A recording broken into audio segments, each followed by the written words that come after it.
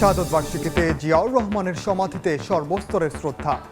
নেতাদের নিয়ে ফুল দিলেন প্রধানমন্ত্রী। বাবার আদর্শ ধারণ করে দেশকে এগিয়ে নেওয়ার শপথ।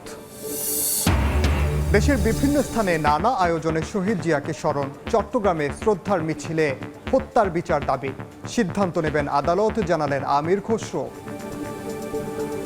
আমরা একটা স্বাধীন বিচার বিভাগে বিশ্বাস করি, সুতরাং বিচার কি হবে সেটা বিচার বিভাগ সিদ্ধান্ত নেবে। এনসিপির সঙ্গে নয়, স্থানীয় নির্বাচনে এককভাবে লড়বে জামাত। ৮ সিটির সম্ভাব্য প্রার্থী মনোনীত। পৌর উপজেলায়ও চলছে বাছাই। গুরুত্ব পাচ্ছে অভ্যুত্থানে অবদান সহ ৬ গোল। ৪ দিন পেছালো আদ্দিন ট্র্যাজেডির তদন্ত প্রতিবেদন। মারা যাওয়া ৬ নবজাতকের মাদের বক্তব্য নিতে না পারায় বেড়েছে সময়। জড়িত কাউকে ছাড় না দেওয়ার হুঁশিয়ারি মন্ত্রীর।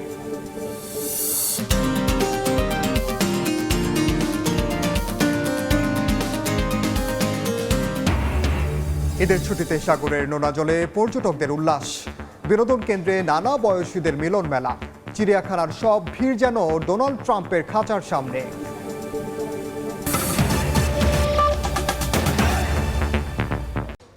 সময় সংবাদের সঙ্গে আছি আমি ওমর ইনাম। শহীদ রাষ্ট্রপতি জিয়াউর রহমানের ৪৫তম শাহাদত বার্ষিকীতে তার সমাধিতে শ্রদ্ধা জানিয়েছেন প্রধানমন্ত্রী তারেক রহমান। দলের নেতাদের নিয়েও বিএনপি প্রতিষ্ঠাতার প্রতি শ্রদ্ধা জানান দলের চেয়ারম্যান। জিয়াউর রহমানের দেখানো পথে বিএনপি আছে উল্লেখ করে দেশকে এগিয়ে নিতে সবাইকে ঐক্যবদ্ধভাবে কাজ করার আহ্বান দলের শীর্ষ নেতাদের। ইমরুল আহসানের রিপোর্ট।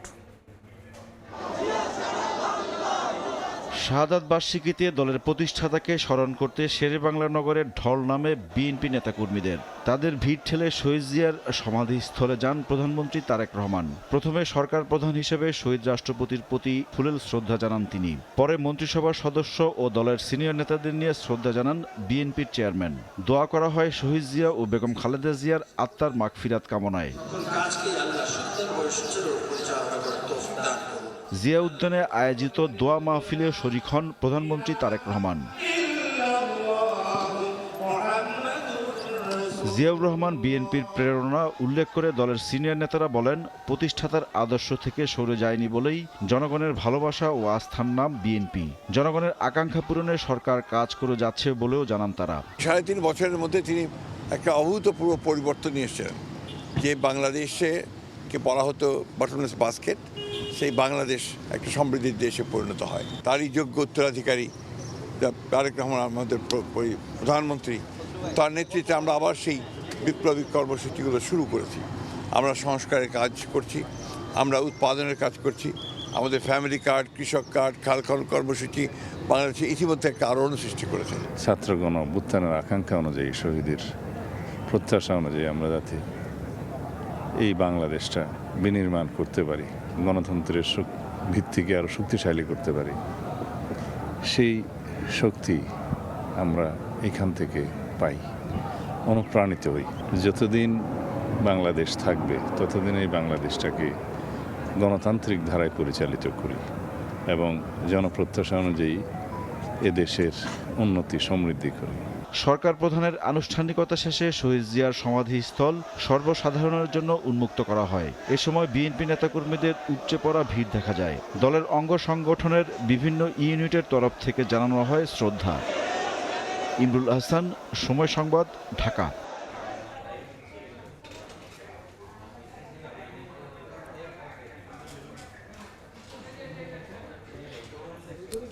অন্য প্রসঙ্গ, চট্টগ্রামের জঙ্গল সলিমপুরে সন্ত্রাস বিরোধী অভিযান চালাচ্ছে আইন শৃঙ্খলা রক্ষা বাহিনী। সেখানে আছেন সহকর্মী কমল দে, সরাসরি যাচ্ছে তার কাছে।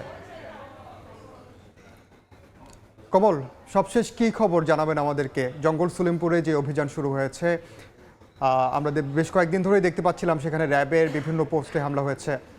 সলিমপুরে এবার ডগ স্কোয়াড দিয়ে অভিযান শুরু করেছে পুলিশ। আজকে দিনভর এই জঙ্গল সলিমপুর, আলীনগর, কাটাপাহাড় পুরো এলাকা চষে বেরিয়েছে পুলিশের ডগ স্কোয়াড। এবং এখানে যে নেতৃত্ব দিয়েছেন চট্টগ্রামের জেলা পুলিশের পুলিশ সুপার মাসুদ আলম। মাসুদ আলম, আপনার সাথে কথা বলতে চাইবো। মাসুদ, আমরা আপনাকে জানতে চাইবো আজকে ডগ স্কোয়াড দিয়ে আসলে মূলত এই জঙ্গল সলিমপুর আপনারা কী বিষয়টা দেখছেন এবং কেন এটা দেখা হচ্ছে? না, আমাদের নিয়মিত অভিযানেরই একটা অংশ। আজকে একটা স্পেশাল একটা বিষয় আছে, যেমন হয়তো আগামীকালকে আমাদের মাননীয় স্বরাষ্ট্রমন্ত্রী মহোদয় থেকে শুরু করে আরও রাষ্ট্রের গুরুত্বপূর্ণ 2-3 জন আসবেন, তো ওনারা আসলে ভিতরে দেখে যাবেন। তো দেখে যাবেন বলতে ওনাদের দেখতে আসবেন বা এই এলাকাটা দেখতে আসবেন।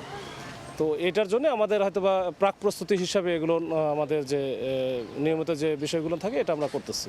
ডগ স্কোয়াড কেন নিয়ে আসলেন এখানে? ডগ স্কোয়াডের কাজটা কি হবে পাহাড়ি অঞ্চলে? তো যারা যেসব নিয়ে আসা হয়েছে এই সবগুলো কুকুরই প্রশিক্ষিত কুকুর, তারা এক একটা কুকুর এক এক দিকে এক্সপার্ট। এখন তারা কিছু আছে অবৈধ অস্ত্র কোথায় কি আছে ওটা ওরা কিন্তু বুঝতে পারবে এবং ওরা কিন্তু সার্চ করে এইভাবে। আবার কিছু আছে অবৈধ মাদক নিয়ে কাজ করে। তো এইভাবে কুকুরদের প্রশিক্ষিত কুকুরদের আমরা নিয়ে আসছি যেন এখানে অবৈধ অস্ত্র যদি থাকে, আমাদের যদি কোনো জায়গা মনে হয় সাসপেক্টেড বা সন্দেহজনক, সেক্ষেত্রে আমরা যাচ্ছি ওখানে গিয়ে সার্চ করতেছি।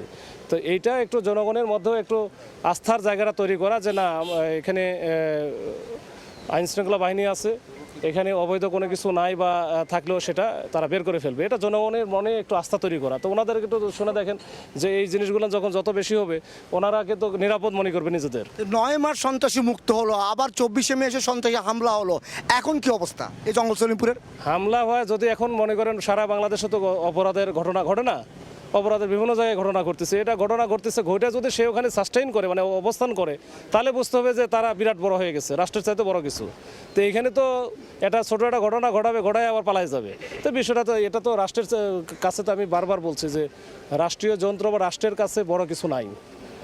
যদি কেউ কোনো বাহিনী বা কোনো অপরাধ চক্র বা সন্ত্রাসী বা যারা কার্যক্রম চালায় তারা যদি মনে করে যে রাষ্ট্রের সাথে বড় হয়ে গেছি, তারা কিন্তু বিরাট বিপদে আছে, বিপদে থাকবে। আগামীকাল তো স্বরাষ্ট্রমন্ত্রী এখানে আসার কথা, এবং কে কে আসবেন এবং ওনারা আসলে মূলত কি দেখবেন? না এটা আপনারা জানেন, আপনারা যা জানেন আমরাও তাই জানি। আগামীকাল আমাদের মাননীয় স্বরাষ্ট্রমন্ত্রী আসবে, এখানে হোম সেক্রেটারি স্যার আসবে, আমাদের পুলিশ বাহিনীর প্রধান যিনি আইজিপি স্যার আসবেন। তো এই তিনজনই মূলত আসবেন, তারা এই এলাকাটা দেখে যাবেন। তো দেখে গেলে ওনাদেরও অনেক উপকার হবে, হয়তো এই যে রাস্তার যে বেহাল অবস্থা সেই রাস্তাটার ব্যাপারেও তারা একটা দিক নির্দেশনা হয়তো পাবে। ধন্যবাদ। আমরা কথা বলছিলাম চট্টগ্রামের জেলা পুলিশ সুপার মাসুদ আলমের সাথে। আমরা দেখেছি আজকে দুপুরের পর থেকে বিপুল পরিমাণ ডগ স্কোয়াড যে রয়েছে সেই ডগ স্কোয়াড নিয়ে পুরো এলাকা চষে বেরিয়েছে, পাহাড়ি অঞ্চলে ঘুরে দেখেছে এবং এখানকার যেসব সন্ত্রাসীদের আস্তানা হিসেবে পরিচিত যেসব ঘর, এখন তারা পালিয়ে গেছে যদিও, সেসব আস্তানায় তারা ডগ স্কোয়াডই তল্লাশি চালিয়েছে। আগামীকালকে স্বরাষ্ট্রমন্ত্রী সালাউদ্দিন আহমেদের কিন্তু এই জঙ্গল সলিমপুর পরিদর্শনে আসার কথা রয়েছে। আপনারা জানেন এই জঙ্গল সলিমপুরে ইতিমধ্যে যারা সন্ত্রাসীরা আক্রমণ চালিয়েছিল এবং সে সন্ত্রাসী আক্রমণ প্রতিরোধের পর নতুন করে যারা রূপরেখা সাজাচ্ছে, নিরাপত্তা ব্যবস্থা সাজাচ্ছে এবং এখানে একটি জেলখানা হওয়ার কথা রয়েছে, পুলিশ ক্যাম্প হওয়ার কথা, পুলিশ একাডেমি হওয়ার কথা রয়েছে, সেটির মূলত নিরাপত্তা জোরদারের জন্য আজকে ডগ স্কোয়াড দিয়ে অভিযান চলছে। তো এখন পর্যন্ত আমার কাছে ছিল জঙ্গল সলিমপুর থেকে সর্বশেষ। সরাসরি যুক্ত ছিলাম চট্টগ্রামের জঙ্গল সলিমপুরে। আদ্দিন হাসপাতাল পরিদর্শনে গেছেন স্বাস্থ্যমন্ত্রী, সেখানে আছেন সহকর্মী আবু সাইদ নিশান। সরাসরি যাচ্ছি সেখানে।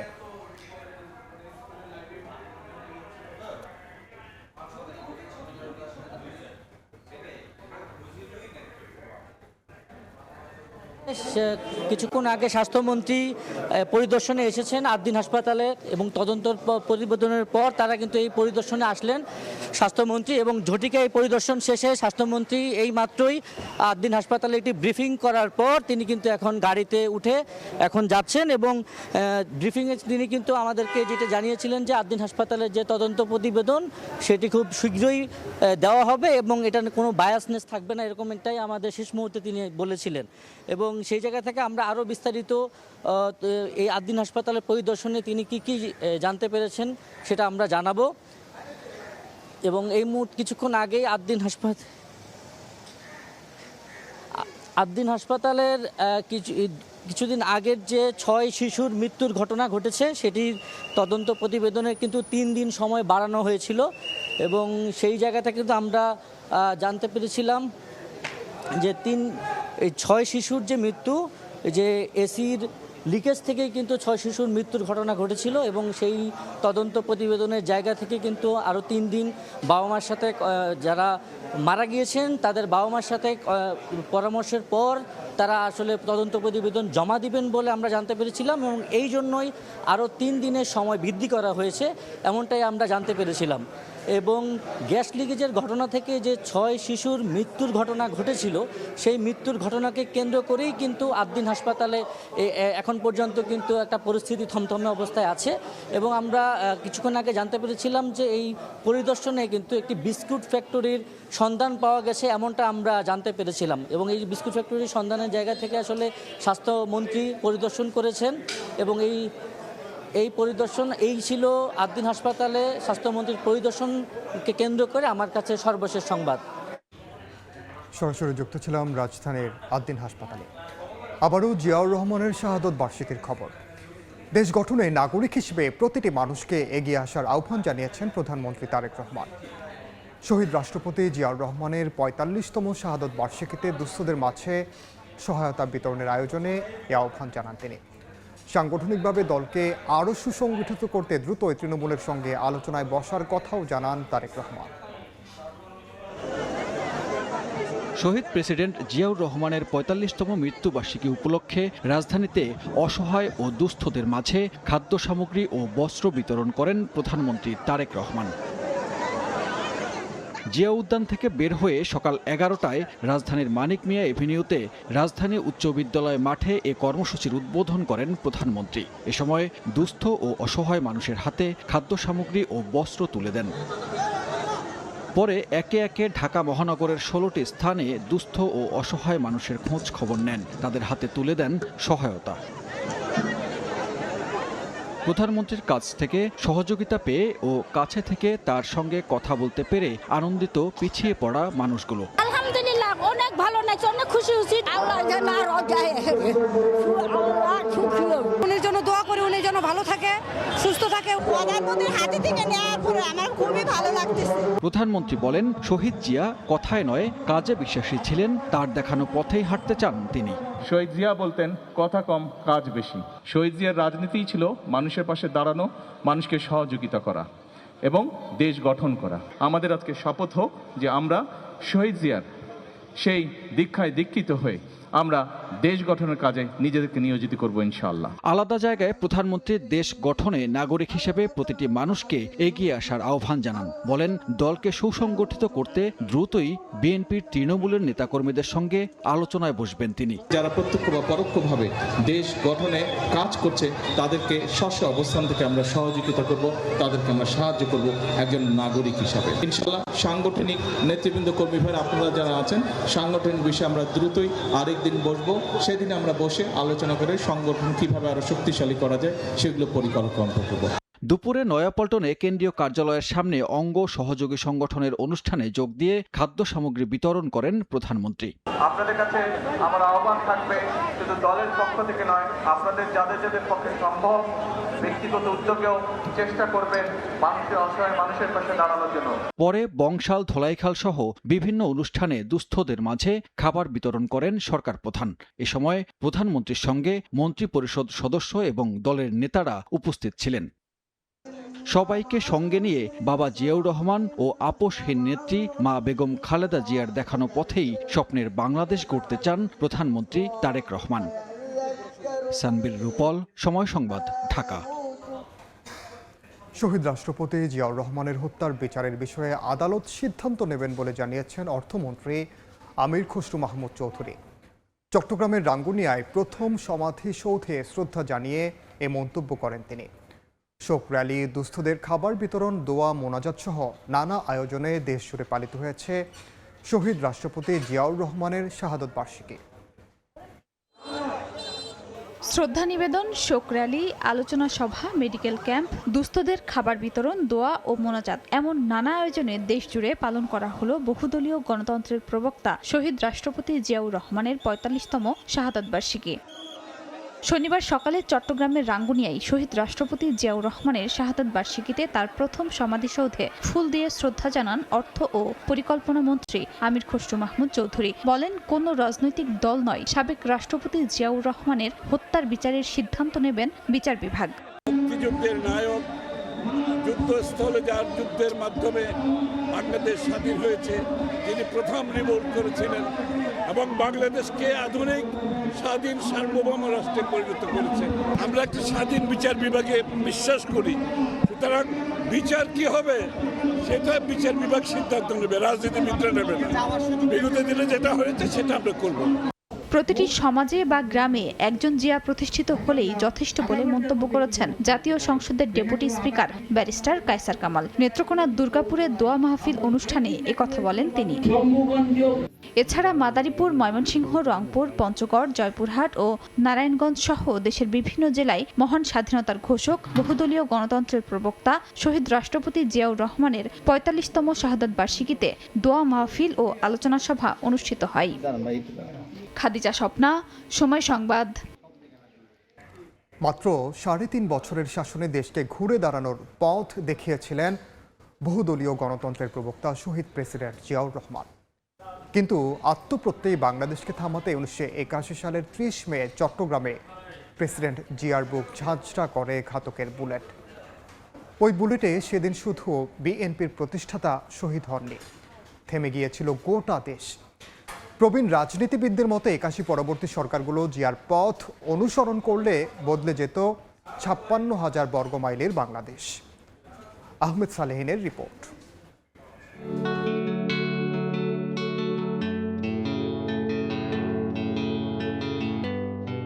এক বীরের ছুটে চলা পথে, প্রান্তরে, গ্রামগঞ্জে, এ প্রান্ত থেকে অন্য প্রান্ত, দুচোখ ভরা স্বপ্ন শুধু একটি স্বনির্ভর দেশ গড়ার, যার নাম জিয়াউর রহমান। দেশ ছাড়িয়ে যার নাম ছড়িয়েছে বিশ্ব ব্রহ্মাণ্ডে। মাত্র ৩.৫ বছরের শাসনামলে সদ্য যুদ্ধবিধ্বস্ত মাতৃভূমিকে শক্ত ভিতের ওপর দাঁড় করান রাষ্ট্রপতি জিয়াউর রহমান। খাদ্যে স্বয়ংসম্পূর্ণ করতে কৃষিকে প্রাধান্য দিয়ে খাল খনন কর্মসূচি সহ নানামুখী কর্মকাণ্ডে দেশকে নিয়ে যান অনন্য এক পথ চলায়। অর্থনীতির ভিত রচিত হয়েছিল জিয়ার বেশ কয়েকটি পদক্ষেপের ফলে। রিজার্ভের ভাণ্ডার গড়তে বৈদেশিক মুদ্রার ওপর জোর দিয়ে প্রবাসে মানব সম্পদ গড়ে তোলেন তিনি। পোশাক খাতে বিপ্লব ঘটিয়ে দেশকে উন্নীত করেন নতুন শিখরে। শিক্ষাক্ষেত্রে আমূল পরিবর্তনে কমতে থাকে নিরক্ষরতার হার। স্বাস্থ্যসেবায় আধুনিকায়নে সুবিধা ভোগ করেন দেশের মানুষ। একদলীয় শাসন বাকশালের শৃঙ্খল মুক্ত করে দেশে প্রতিষ্ঠা করেন বহুদলীয় গণতন্ত্রের ধারা। স্বপ্নে বিভোর এক রাষ্ট্রনায়ক বিশ্বের দরবারে লাল সবুজের দেশকে চিনিয়েছেন সমৃদ্ধশালী এক ভূখণ্ড হিসেবে। ইরান ইরাক যুদ্ধে তার প্রতিনিধিত্ব বাংলাদেশকে করেছে মহিমান্বিত। জাতীয়তাবাদের আদর্শে সাধারণ মানুষকে উজ্জীবিত হবার দীক্ষা দিয়েছেন জিয়াউর রহমান। বন্ধুত্বপূর্ণ সম্পর্ক বজায় রেখে বাংলাদেশকে প্রাধান্য দিয়ে তিনি গড়েছিলেন স্বাধীন পররাষ্ট্রনীতির ভিত। আঞ্চলিক স্বার্থ রক্ষায় গঠন করেছিলেন সার্ক। হঠাৎ থমকে যায় সেই স্বপ্নীল যাত্রা। ১৯৮১ সালের ৩০ মে চট্টগ্রাম সার্কিট হাউসে কিছু বিপদগামী সেনা সদস্যদের গুলিতে নিহত হন ক্ষণজন্মা মহানায়ক জিয়াউর রহমান। প্রবল জনপ্রিয় এই নেতার শেষ বিদায় আর জানা যায় ঢাকায় ঢল নামে লাখ লাখ মানুষের। জাতীয় সংসদের স্পিকার অবসরপ্রাপ্ত মেজর হাফিজ উদ্দিন আহমদ মনে করেন, শহীদ রাষ্ট্রপতি জিয়াউর রহমান বেঁচে থাকলে বাংলাদেশ আজ উন্নত ও সমৃদ্ধশালী দেশ হিসেবে গড়ে উঠত। আক্ষেপ নিয়ে তিনি বলেন, পরবর্তী সরকারগুলো জিয়ার পথ অনুসরণ করতে পারলে বিশ্ব দরবারে মাথা উঁচু করে দাঁড়াতো ৫৬,০০০ বর্গমাইলের বাংলাদেশ। জিয়াউর রহমান কেবলমাত্র একজন বীর যোদ্ধাই নন, তিনি একজন রাষ্ট্রপতি রূপে জনগণের হৃদয়ে স্থায়ী আসন দখল করেছেন। স্বজনপ্রীতি কখনোই তাকে স্পর্শ করতে পারেনি। মৃত্যুর পর দেখা গেল এই বিশাল দেশে তার কোনো সম্পদই নেই। তার পররাষ্ট্রনীতি ছিল স্বাধীন। বাংলাদেশের জনগণের আশা আকাঙ্ক্ষার প্রতিফলন তিনি প্রত্যেকটি পর্যায়ে ঘটিয়েছিলেন। এই জন্যই জিয়াউর রহমান জনগণের কাছে এতটা প্রিয়। জিয়াউর রহমান বেঁচে থাকলে বাংলাদেশকে অনেক সমৃদ্ধির পথে এগিয়ে নিয়ে যেত। তার মৃত্যুতে আমাদের অপূরণীয় ক্ষতি হয়েছে। বাংলাদেশ একজন সৎ মহান রাষ্ট্রপতিকে হারিয়েছে। শহীদ রাষ্ট্রপতি জিয়াউর রহমানের অনন্য অবদানের সঙ্গে বহুদলীয় গণতন্ত্র প্রতিষ্ঠা করে দল হিসেবে বিএনপি গঠন ছিল এই মহানায়কের অমর কীর্তি। এমনটাই মনে করেন স্পিকার হাফিজ উদ্দিন আহমদ। জিয়াউর রহমান বহুদলীয় গণতন্ত্রের প্রবক্তা। বহুদলীয় গণতন্ত্র তিনি প্রতিষ্ঠা করেছেন। তিনি উপলব্ধি করেছেন যে একটি দেশপ্রেমিক সুদক্ষ রাজনৈতিক দল ছাড়া রাষ্ট্র ব্যবস্থায় গুরুত্বপূর্ণ অবদান রাখা সম্ভব নয়। জাতীয়তাবাদকে প্রতিষ্ঠিত করার জন্যই তিনি বিএনপির সৃষ্টি করেছেন, যে দলটি আজও জনগণের মধ্যে অত্যন্ত জনপ্রিয়তা অর্জন করেছে। তার মতে মুক্তিযুদ্ধে শহীদ রাষ্ট্রপতি জিয়াউর রহমানের ভূমিকা যেমন কালজয়ী বাস্তবতা, তেমনি স্বাধীনতা পরবর্তী দেশ গঠনের ক্ষেত্রেও তার অবদান চিরভাস্বর। আহমেদ সালেহিন, সময় সংবাদ, ঢাকা। জাতীয় নির্বাচনে এনসিপির সঙ্গে জোটবদ্ধ হয়ে অংশ নিলেও স্থানীয় সরকার নির্বাচনে এককভাবে লড়বে জামাত। দলটির সেক্রেটারি জেনারেল মিয়া গোলাম পরোয়ার সময় সংবাদকে জানিয়েছেন, সিটি, পৌরসভা ও উপজেলা 3 পর্যায়ের প্রার্থী চূড়ান্ত করার প্রক্রিয়া শুরু হয়েছে। এরই মধ্যে 8টি সিটি কর্পোরেশনে প্রাথমিকভাবে সম্ভাব্য প্রার্থী মনোনীত করা হয়েছে। প্রার্থী বাছাইয়ে গুরুত্ব দেওয়া হচ্ছে জুলাই অভ্যুত্থানে অবদান সহ 6 বিষয়। বিস্তারিত শফিক মুন্সির প্রতিবেদনে।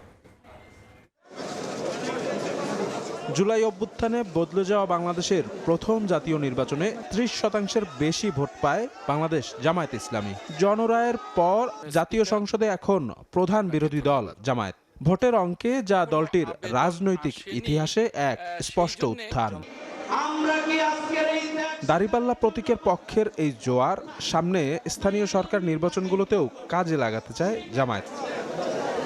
তবে সংশোধিত আরপিও অনুযায়ী এবার দলীয় প্রতীকে হচ্ছে না স্থানীয় সরকার নির্বাচন। দিনক্ষণ চূড়ান্ত না হলেও গণতান্ত্রিক যাত্রাকে এগিয়ে নিতে ব্যস্ত দলটি।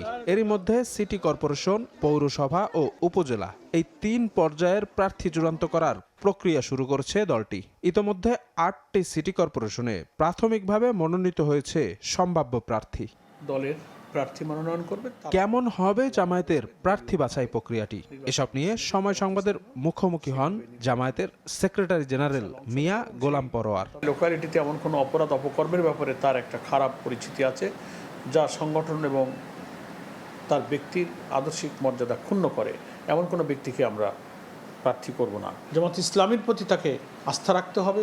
সততা, চরিত্র, নৈতিকতার পরীক্ষা, দুর্নীতি ও বদনাম, চাঁদাবাজি, মস্তানি, সমাজে মানুষ যেগুলো ঘৃণা করে, এর কোনো কিছুর সাথে সম্পৃক্ত থাকলে আমাদের কেন্দ্রীয় দৃষ্টিভঙ্গি আমরা তাকে কোনো স্থানীয় জনপ্রতিনিধি নির্বাচনে আমরা মনোনীত করব না। জামায়াতের এই শীর্ষ নেতা জানান, জাতীয় নির্বাচনে এনসিপি সহ বাকি 10টি দলের সাথে জোটবদ্ধভাবে লড়লেও স্থানীয় সরকার নির্বাচনে এককভাবে লড়বে তারা। কোনো স্থানীয় নির্বাচনে আমরা ঐক্যবদ্ধ নির্বাচন করব না, এটাই আমাদের সংগঠনের সিদ্ধান্ত। প্রত্যেকটি দল স্ব দলের প্রার্থী মনোনয়ন করবে, তারা প্রত্যেকেই আলাদা আলাদাভাবে দলীয়ভাবে নির্বাচনে অংশ নেবে। জামাত ইসলামীও সেইভাবে নির্বাচনের ইনশাআল্লাহ অংশ নেবে। স্থানীয় নির্বাচনে জামায়াত এককভাবে অংশ নিলেও রাজপথের আন্দোলনে থাকবে 11 দলীয় জোটের সঙ্গেই, এমনটাই মন্তব্য মিয়া গোলাম পরোয়ারের। শফিক মুন্সি, সময় সংবাদ, ঢাকা। সময় সংবাদে আরও থাকছে। মাদকের টাকা নিয়ে দ্বন্দ্ব। ব্রাহ্মণবাড়িয়ার সরাইলে গভীর রাতে টর্চ লাইট জ্বালিয়ে দুপক্ষের সংঘর্ষ, নিহত 1, আহত অন্তত 15।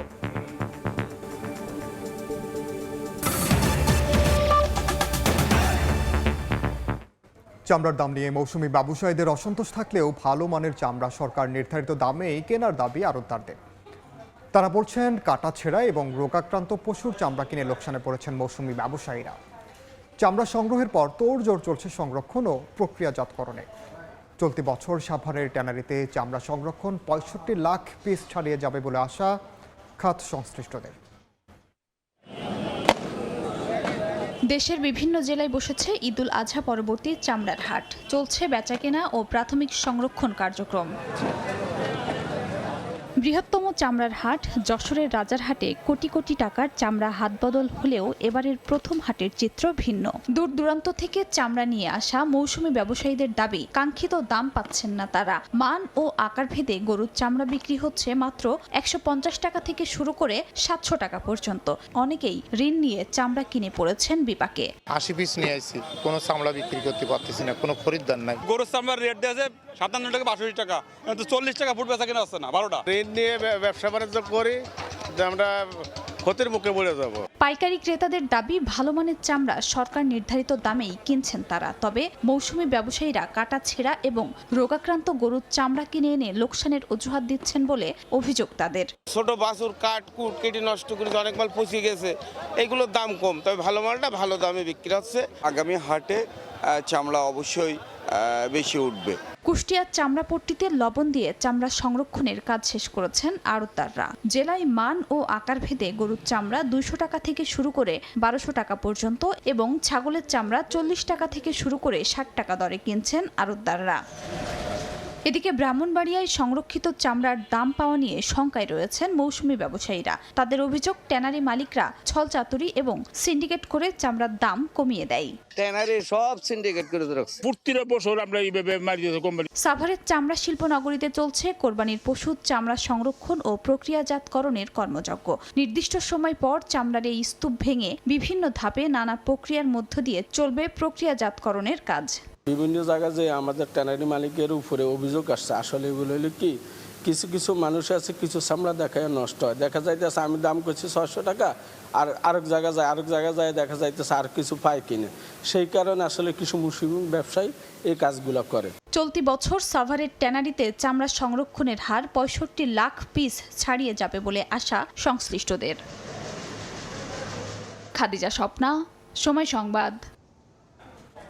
ঈদের তৃতীয় দিনেও চলছে ঢাকার 2 সিটি কর্পোরেশনের বিশেষ পরিচ্ছন্নতা অভিযান। শুক্রবার 2 সিটির আঞ্চলিক নির্বাহী কর্মকর্তাকে সাময়িক বরখাস্তের নির্দেশ দেওয়ার পর নড়ে চড়ে বসে সিটি কর্পোরেশন। সকাল থেকে শুরু হয় বর্জ্য অপসারণ। এদিকে রাজধানীর বাইরের দৃশ্য একেবারেই আলাদা। পশু জবাইয়ের সঙ্গে সঙ্গে পরিচ্ছন্নতায় তৎপর হয়ে ওঠে নগর কর্তৃপক্ষ। দুর্গন্ধ এড়াতে তাৎক্ষণিক ছিটানো হয় ব্লিচিং পাউডার।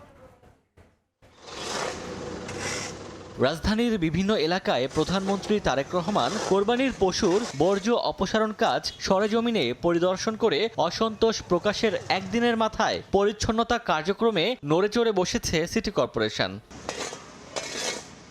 ঈদের তৃতীয় দিনেও রাজধানীর বিভিন্ন স্থানে দেয়া হয় পশু কোরবানি। তবে তৎপর ছিল নগর কর্তৃপক্ষ, সঙ্গে সঙ্গে নামে বর্জ্য অপসারণের কাজে। শনিবার সকাল থেকে রাজধানীর অন্যতম দৃষ্টিনন্দন এলাকা হাতিরঝিল লেক ও আশপাশের এলাকায় পরিষ্কার পরিচ্ছন্নতা কার্যক্রম শুরু করে রাজুক। 2 দিন ধরে প্রচুর খাটাচ্ছি, যেরকম 6 গাড়ি থেকে 7 থেকে 8 গাড়ি করে আমরা ময়লা 2 দিন ধরে মারতাছি। সব ময়লা ক্লিয়ার করে ফেলছে। এখন নতুন করে কুরবানি যেটা হচ্ছে সেই ময়লা ক্লিয়ার তারা বার করে দেবে, তা আমরা নিয়ে যাব। তবে রাজধানীর বাইরের দৃশ্য একেবারেই আলাদা। নেই পশুর কোনো বর্জ্য বা অন্য কোনো আবর্জনা। 6000 মেট্রিক টন বর্জ্য অপসারণ করে চমক দেখিয়েছে চট্টগ্রাম সিটি কর্পোরেশন। নগরীর 41টি ওয়ার্ডে 3500 পরিচ্ছন্ন কর্মী একযোগে কাজ করেন।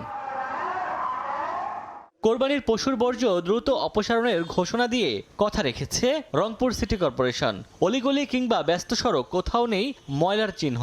গাজীপুরে বর্জ্য অপসারণ কার্যক্রম পরিদর্শন করেন সিটি কর্পোরেশনের প্রশাসক মোহাম্মদ শওকত হোসেন সরকার। নগর পরিচ্ছন্নতায় নিয়োগ দেওয়া হয় প্রায় 1200 কর্মী। এছাড়া ময়মনসিংহ সিটি কর্পোরেশনে প্রায় 800 পরিচ্ছন্নতা কর্মীর প্রচেষ্টায় অপসারণ হয় 150 টন বর্জ্য।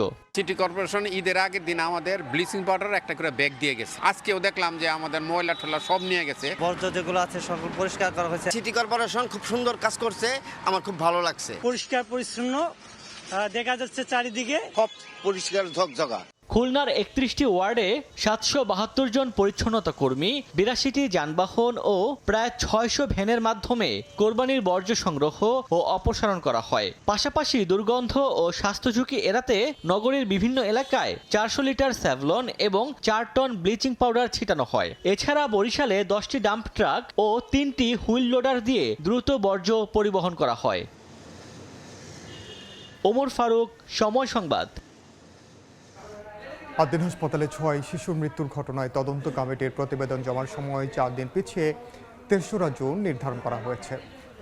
নবজাতকদের মায়েদের বক্তব্য নিতে না পারায় সময় বাড়ানোর কথা জানিয়েছেন স্বাস্থ্যমন্ত্রী। প্রতিবেদন অনুযায়ী জড়িতদের ছাড় না দেওয়ার কথাও জানান তিনি। রাজধানীর মগবাজারের আদ্দিন হাসপাতালে গত 27 মে 6 নবজাতকের রহস্যজনক মৃত্যু হয়। এরপর থেকেই দেশজুড়ে শুরু হয় তোলপাড়। তদন্ত কমিটি করে স্বাস্থ্য অধিদপ্তর। কথা ছিল 72 ঘন্টা পর শনিবার জমা পড়বে প্রতিবেদন। এ উপলক্ষে সকালে মহাখালীতে অধিদপ্তরে আসেন স্বাস্থ্যমন্ত্রী। প্রতিবেদন নিয়ে আলোচনা করেন তদন্ত কমিটির সদস্যদের সঙ্গে। পরে গণমাধ্যমে কথা বলেন মন্ত্রী।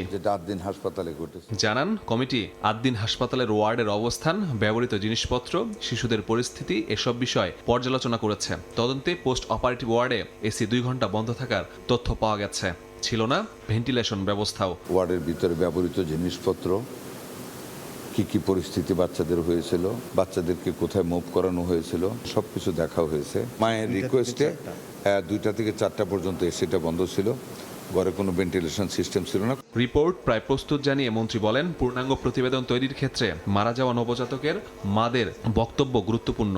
সেটি এখনও নিতে পারেনি তদন্তকারীরা। সে কারণে কমিটির আবেদনে ৩রা জুন পর্যন্ত সময় দেওয়া হয়েছে।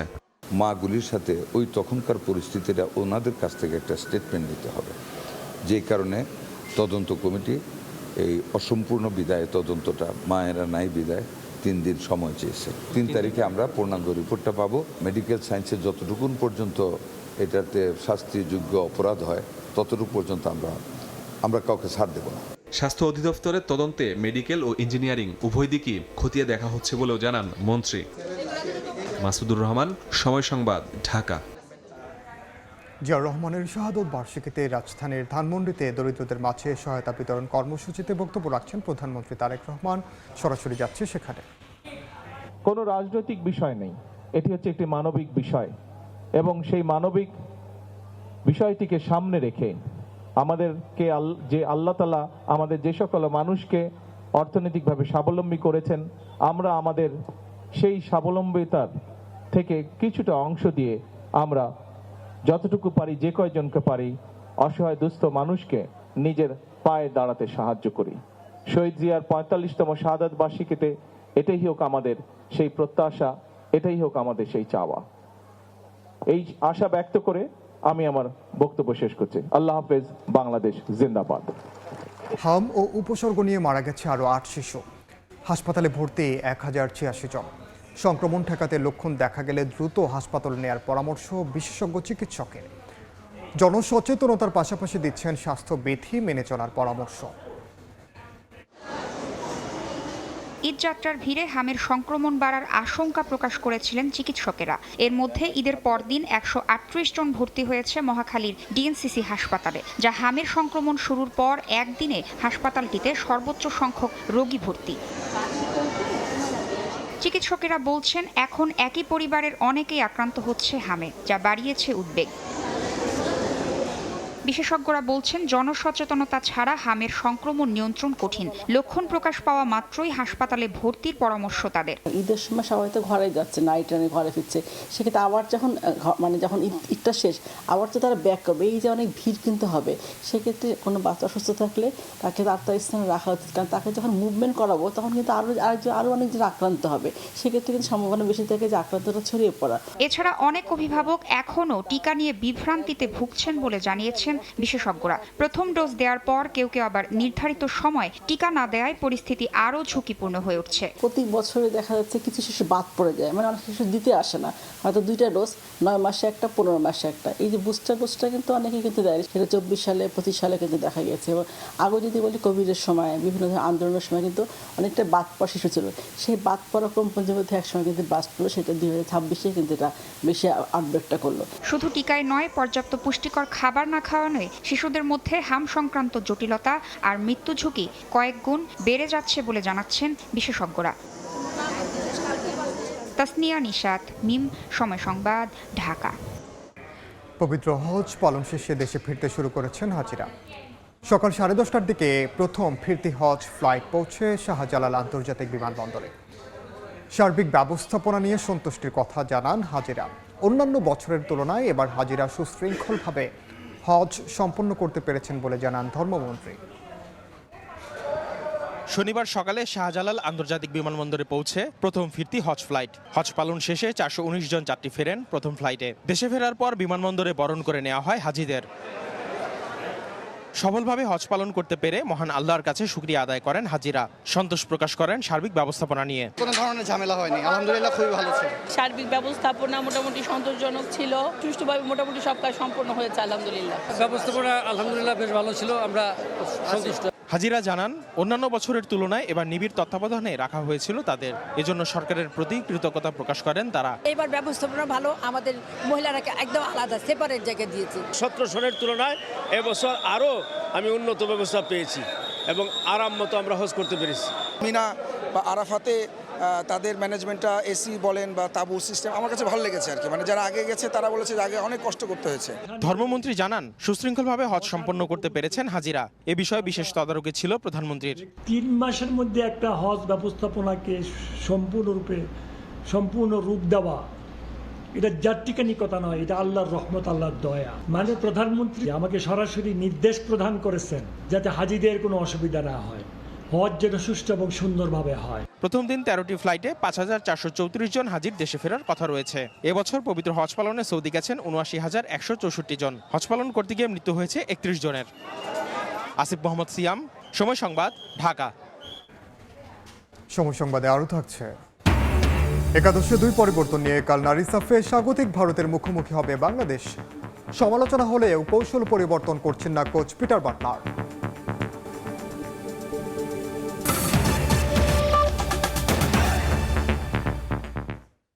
ঈদের ছুটিতে দেশের দর্শনীয় স্থান ও বিনোদন কেন্দ্রে দেখা গেছে সরব উপস্থিতি। ব্যস্ত জীবনে ফেরার আগে বিনোদন কেন্দ্র যেন মিলন মেলা। চিড়িয়াখানার সব ভিড় যেন ডোনাল্ড ট্রাম্পের খাঁচার সামনে। আর সাগরের নোনা জলে ভ্রমণ পিপাসুরা মেতে ওঠেন উল্লাসে।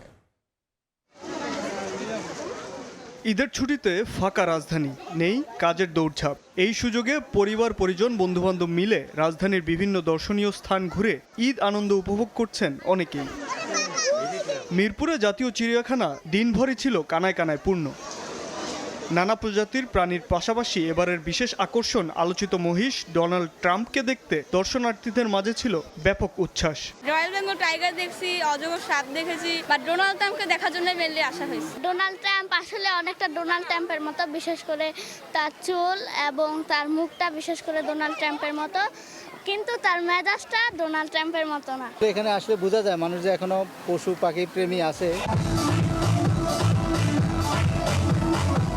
নরসিংদীর ড্রিম হলিডে পার্কে নানান রকম রাইড আর ড্রিম হলিডে ওয়াটার পার্কে ঢেউয়ের তালে নেচে গিয়ে উল্লাস করেন দর্শনার্থীরা। মাম্মা পাপার সাথে এসেছি, খুব ভালো লাগছে। রোলার কোস্টারে উঠছি, এটা অনেক সুন্দর, খুব এনজয় করছি, এখনো খুব এনজয় করছি।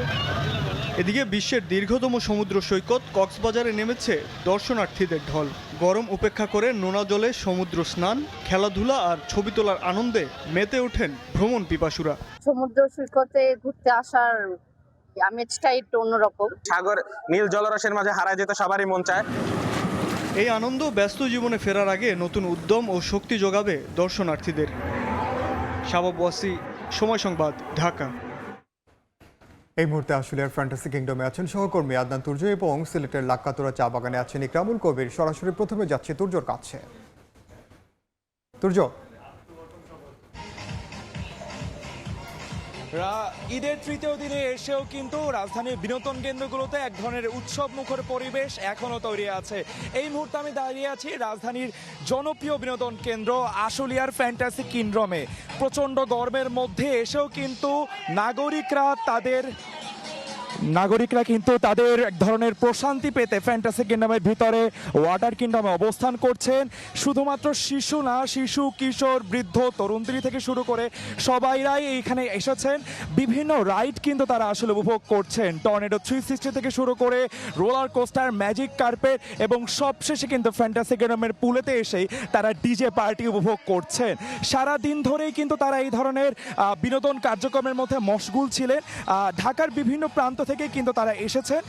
এখানে আসা দর্শনার্থীদের অন্যতম আকর্ষণ আজকে ছিল বিভিন্ন রোমাঞ্চকর ride. Roller coaster, pirate sheep, কিন্তু ভার্চুয়াল রিয়ালিটি টর্নেডো 360 ডিগ্রি রাইডে চড়ে উচ্ছ্বাস প্রকাশ করেছেন প্রায় সবাই।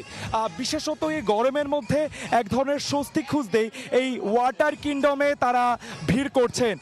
স্লাইড স্প্ল্যাশের ভিড়ে শিশু তরুণদের উপস্থিতিতে বেশ উৎসব মুখর পরিবেশ তৈরি হয়েছে ফ্যান্টাসি কিংডম জুড়ে। শুধুমাত্র শিশুরা, বয়স্করাও নিজেদের মতো করে উপভোগ করছেন ঈদের ছুটি। বিশেষ করে শিশুদের জন্য এই এলাকাটি এক ধরনের বেশ বড় উৎসবের মুহূর্ত হিসেবে তৈরি হয়েছে। শুধুমাত্র পারিবারিক বিনোদনের অংশই নয়, শিশুদের জন্য কিডস ট্রেন সহ নানা আয়োজন রয়েছে। এখানে যেমন অভিভাবকরাও তাদের সন্তানদেরকে নিয়ে এসে এক ধরনের আনন্দ ঘন পরিবেশ তৈরির মধ্যে তারা আসলে রয়েছে। সব মিলিয়ে প্রায় 9টা পর্যন্ত ফ্যান্টাসি কিংডম খুলে রাখা হবে বলে আমাদেরকে জানানো হয়েছে। এই মুহূর্তে আমরা চলে যাচ্ছি সিলেটের সহকর্মী ইকরামুল হকের কাছে। আমি এই মুহূর্তে আছি সিলেটের লাক্কাতুরা চা বাগান। এই বাগানটি একেবারে সিলেট নগরীর লাগোয়া একটি বাগান, যার কারণে যারা পর্যটকরা সিলেটে বেড়াতে আসেন তাদের একটি পছন্দের জায়গা থাকে সিলেটের চা বাগানগুলো, এবং তা খুব নিকটবর্তী অর্থাৎ শহরের একেবারে নিকটবর্তী এই বাগানে বিকেল বেলাটা এই আশেপাশে যেই পর্যটন কেন্দ্রগুলো আছে, সাদা পাথর, বিছনাকান্দি, রাতারগুল কিংবা জাফলং, সেগুলো সকালের দিকে বেড়ানো শেষ হওয়ার পরে বিকেলেরটা তারা বিকেল বেড়ানোর জন্য এই সবুজে ঘেরা চা বাগানগুলো বেছে নেন। এবং এই বাগানটির প্রায় ৮০ বছর আগে স্থাপিত এই চা বাগান অত্যন্ত মনোরম একটি পরিবেশ বা মনোরম একটি দৃশ্য। একটি বড় এই বাগানের একটি বৈশিষ্ট্য হচ্ছে গিয়ে যারা পর্যটকরা আসে তারা নির্বিঘ্নে এই বাগানে প্রবেশ করতে পারে। সিলেটের যে বাগানগুলো আছে, বিশেষ করে ১৩৮টি চা বাগান রয়েছে সিলেট বিভাগের, সব বাগানগুলোতে কিন্তু এইভাবে পর্যটকদের আনাগোনা নেই। এই বাগানে বাগান কর্তৃপক্ষ যেহেতু শহরের একেবারে কাছাকাছি, এই বাগানে পর্যটকদের আনাগোনা নির্বিঘ্ন করে দিয়েছে। এবং পার্শ্ববর্তী রয়েছে সিলেটের মালনীছড়া চা বাগান, যেটি বাংলাদেশের এই অঞ্চলের সবচেয়ে প্রথম বাণিজ্যিক চা বাগান, সিলেট মালনীছড়া চা বাগান। সবকিছু মিলে এই জায়গাটি সিলেটের একেবারে কাছাকাছি হওয়ার কারণে পর্যটকরা যারা আসেন তারা বিকেলবেলা কিছুটা সময় পার করে যান, কিছুটা ফটো তুলেন, কিংবা আরেকটু পরিবার পরিজনকে নিয়ে কিছুটা সময় কাটিয়ে যান এই বাগানগুলোতে। এবং তারা আমাদের কাছে বলেছেন যে অত্যন্ত এখন যেহেতু চা বাগানের একেবারে ভরা মৌসুম, একেবারে সবুজে ঘেরা বাগানগুলো, এই বাগানগুলো দেখে তারা মুগ্ধ। যারা পর্যটকরা বিশেষ করে সিলেটের বাইরে থেকে আসে তারা একেবারে মুগ্ধ হয়ে তাদের যে গন্তব্যে ফিরে যান। মোটামুটি এই ছিল সিলেটের লাক্কাতুরা চা বাগান থেকে সর্বশেষ। ছিলাম আশুলিয়ার ফ্যান্টাসি কিংডম এবং সিলেটের লাক্কাতুরা চা বাগানে। দাম বেড়ে মধ্যবিত্তের নাগাল ছাড়া হলেও ব্যবহার কমেনি স্বর্ণের। তাও আবার বিশ্ববাজারের তুলনায় খানিকটা বেশি দামে মূল্যবান এই ধাতু কিনতে হয় দেশে, যা মন্দায় ফেলেছে ব্যবসাকে। এমন চিত্র তুলে ধরে খুচরা পর্যায়ে স্বর্ণের দাম কমাতে শতকরা ৫% হারে নয়, আগামী অর্থবছর থেকে ভরিতে ২,০০০ টাকা ভ্যাট আরোপের দাবি বাজুসের। কামরুল হাসান সবুজের রিপোর্ট। স্বর্ণ যেন সোনার হরিণ হয়ে ছুটছে অলংকারের বাজারে। শুধু সৌন্দর্য বৃদ্ধিই নয়, লাভজনক উপায়ে দেশের রিজার্ভ মজুদের কদর ধরে রাখার পাশাপাশি অস্থিতিশীল বিশ্ববাজারে বাজির ঘোড়াও হয়ে ওঠে এই মূল্যবান ধাতু। বিশ্ববাজারের সঙ্গে দাম সমন্বয় করতে গিয়ে চলতি বছরের প্রথম ২৯ দিনে এক ভরি স্বর্ণের দাম প্রায় ৬২,০০০ টাকা বেড়ে হয়েছিল ২,৮৬,০০০ টাকা। এরপর অবশ্য ওঠানামায় দিন পার করে গেল ২৫ মেতে হয়েছে ২,৩৮,০০০ টাকা। অথচ ২০২১ সালের শুরুতে তা মিলেছে ৭৫,০০০ টাকার নিচে। এমন দাম বৃদ্ধির সঙ্গে না পেরে প্রত্যাশার পারদি আর উপরে তোলেন না অনেক ক্রেতা। ইচ্ছা করলে এক ভরি ওজনটা স্বর্ণ কিনতে পারবেন না, আজকে কমা কালকে বাড়া, এই ইস্যুগুলোর কারণে কাস্টমারও কম।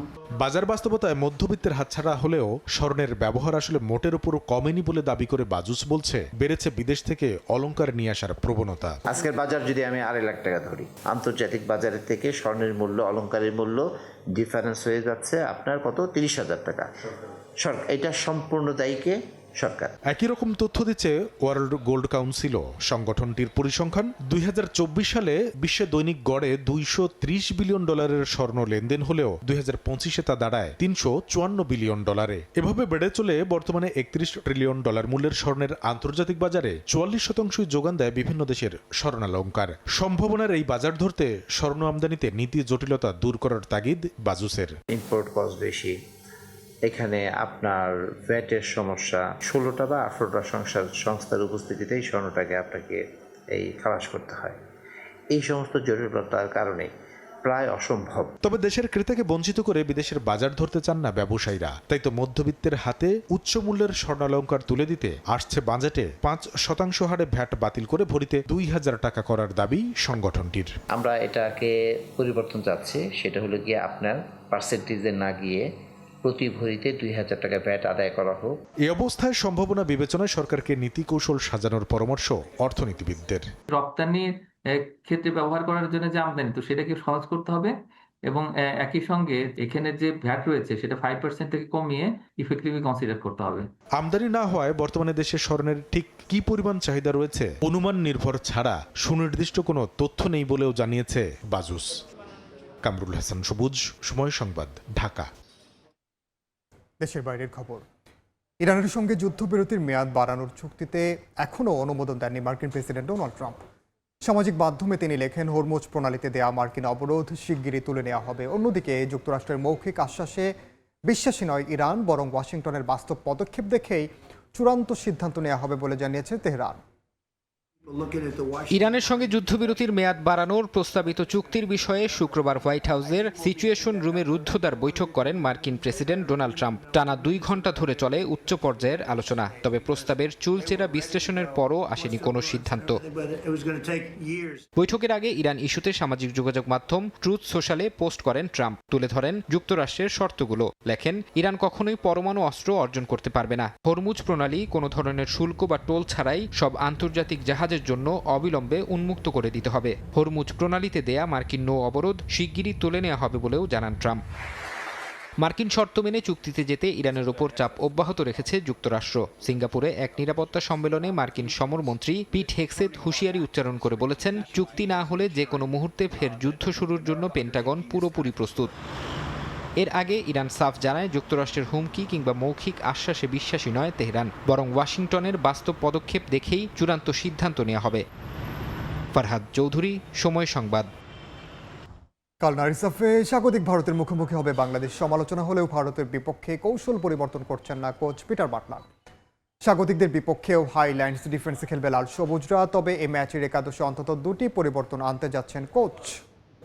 সাফ নারী চ্যাম্পিয়নশিপের গ্রুপ পর্বের শেষ ম্যাচে বাংলাদেশ লড়বে স্বাগতিক ভারতের বিপক্ষে। কাগজে কলমে নিয়ম রক্ষার ম্যাচ হলেও এই ম্যাচটাকে ধরা হচ্ছে ফাইনালের আগে ফাইনাল, যদি কোনো অঘটন না ঘটে। তবে এই ম্যাচে বাংলাদেশ নারী ফুটবল দলের স্কোয়াডে আসতে যাচ্ছে পরিবর্তন, সেটা পরিষ্কার জানিয়ে দিয়েছেন হেড কোচ পিটার বাটলার। যে পরিবর্তনগুলো আসতে পারে তা নিয়ে হবে আলোচনা। ভারতের বিপক্ষেও হাইল্যান্ড ডিফেন্স মেনটেন করবেন হেড কোচ পিটার বাটলার। সেখানে তার ফরমেশন হতে পারে 4-2-3-1। হেড কোচ পিটার বাটলার বারবার বলে আসছেন, মনিকা চাকমা যদি মাঠে নামেন সেখানে দলের শক্তি কয়েক গুণ বেড়ে যায়। সেই মনিকা ভারতের বিপক্ষে ফিরবেন। রাইট ব্যাকে ফিরছেন অভিজ্ঞ শিউলি আজিম। ভারতের বিপক্ষে ম্যাচ দিয়ে শিউলি আজিম তৃতীয় সাফ খেলতে যাচ্ছেন। যদি গোলরক্ষক পজিশনিং থেকে শুরু করি, সেখানে মিলি আক্তারের যেই জায়গাটা সেটা একেবারে পাকাপোক্ত, এবং কি 2 সেন্টার ব্যাক কোহাতি কিসুকু ও আফিদা খন্দকার। যদিও তিনি মালদ্বীপ ম্যাচে খুব একটা ভালো করেননি, তবে আফিদাকেই বেছে নেবেন head coach Peter Butler. 2 holding mid থাকবেন মনিকা চাকমা এবং মারিয়া মান্দা, যারা বাংলাদেশের মিডফিল্ডের নিউক্লিয়াসও বটে। অ্যাটাকিং মিডে গত ম্যাচের গোল স্কোরার উমেলা মার্মা, আর লেফট উইংয়ে ঋতুপর্ণা চাকমা, রাইট উইংয়ে শামসুন নাহার জুনিয়র।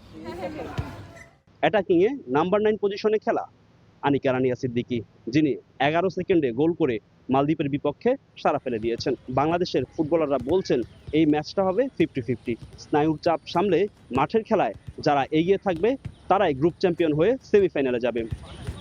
পূর্ণ 3 পয়েন্ট নিয়ে গ্রুপ চ্যাম্পিয়ন হয়ে সেমিফাইনালে যেতে চায় বাংলাদেশের নারী ফুটবলাররা। ডন বস্কো প্র্যাকটিস গ্রাউন্ড থেকে ফাহিম ইসলাম, সময় সংবাদ, গোয়া, ভারত। এ পর্যায়ে শীর্ষ সংবাদগুলো জানিয়ে দিচ্ছি আরেকবার। শাহাদত বার্ষিকীতে জিয়াউর রহমানের সমাধিতে সর্বস্তরের শ্রদ্ধা। ফুল দিলেন প্রধানমন্ত্রীও। দরিদ্রদের মাঝে সহায়তা বিতরণ, বাবার আদর্শে দেশকে এগিয়ে নেওয়ার শপথ। দেশের বিভিন্ন স্থানে নানা আয়োজনে শহীদ জিয়াকে স্মরণ। চট্টগ্রামে শ্রদ্ধার মিছিলে হত্যার বিচার দাবি। সিদ্ধান্ত নেবেন আদালত, জানালেন আমির খসরু। আমরা একটি স্বাধীন বিচার বিভাগে বিশ্বাস করি, সুতরাং বিচার কি হবে সেটা বিচার বিভাগ সিদ্ধান্ত নেবে। এবং এনসিপির সঙ্গে নয়, স্থানীয় নির্বাচনে এককভাবে লড়বে জামাত। 8 সিটির সম্ভাব্য প্রার্থী মনোনীত। পৌর উপজেলায়ও চলছে বাছাই। গুরুত্ব পাচ্ছে অভ্যুত্থানে অবদান সহ 6 গুণ। এ ছিল 5টার সময় সংবাদ। এরপর বাংলার সময় নিয়ে সঙ্গে থাকবেন সহকর্মী সাবরিনা মজুমদার। ইনান, ধন্যবাদ আপনাকে। বাংলার সময় নিয়ে আসছি কিছুক্ষণ পর, সঙ্গেই থাকুন সময়।